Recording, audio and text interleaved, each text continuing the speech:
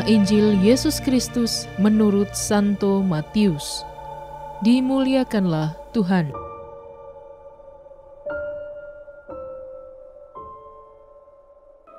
Demikian pula hal kerajaan sorga itu seumpama pukat yang dilabuhkan di laut, lalu mengumpulkan berbagai-bagai jenis ikan. Setelah penuh, pukat itu pun diseret orang ke pantai. Lalu duduklah mereka dan mengumpulkan ikan yang baik ke dalam pasu, dan ikan yang tidak baik mereka buang. Demikianlah juga pada akhir zaman. Malaikat-malaikat akan datang memisahkan orang jahat dari orang benar, lalu mencampakkan orang jahat ke dalam dapur api. Di sanalah akan terdapat ratapan dan kertakan gigi.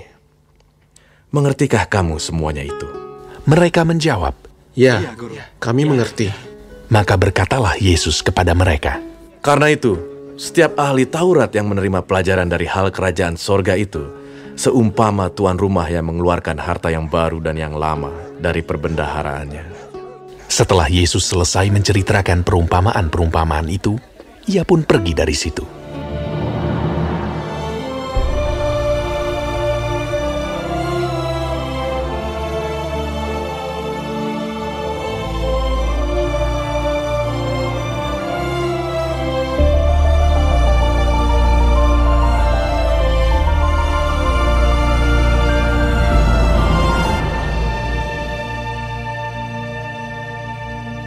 Demikianlah Injil Tuhan.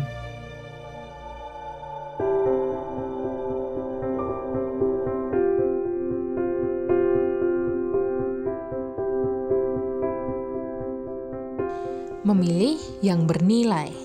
Renungan oleh Romo Alexander Teguh Okarm. Hidup manusia dihadapkan dengan aneka pilihan. Sejak kecil, manusia diajari untuk memilih makanan yang disukai, pakaian, tempat tinggal, sekolah, jurusan kuliah, pekerjaan, dan memilih menikah atau tidak menikah. Setiap orang akan memilih mana yang paling bernilai dan menunjang masa depannya sendiri. Ada yang berpendapat bahwa mencapai gelar tertinggi di jalur pendidikan jauh lebih bernilai daripada bekerja. Tapi ada juga yang berpendapat bahwa bekerja itu lebih bernilai daripada hanya sekadar sekolah. Raja Salomo memilih karunia hikmat dan bukan harta atau kekayaan. Salomo ingin menggunakan karunia itu untuk memimpin rakyatnya dengan bijaksana. Rasul Paulus dalam suratnya menegaskan bahwa hidup yang bernilai adalah hidup yang selaras dengan kehendak Allah.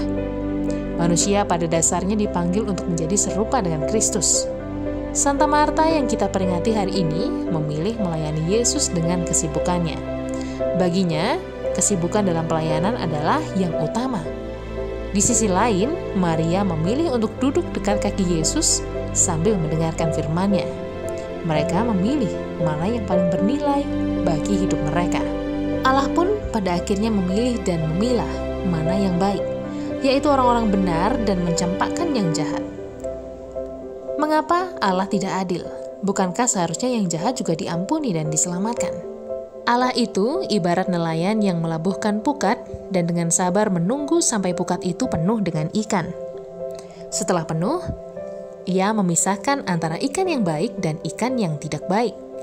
Sama seperti nelayan yang sabar menunggu pukatnya penuh, demikian juga Allah.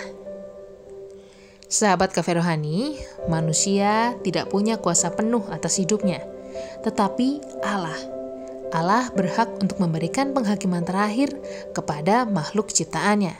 Selamat menikmati menu hari ini.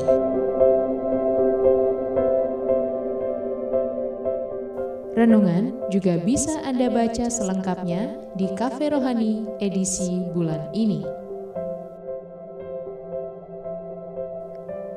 Dengarkan juga renungan ini di radio.karmelindomedia.com.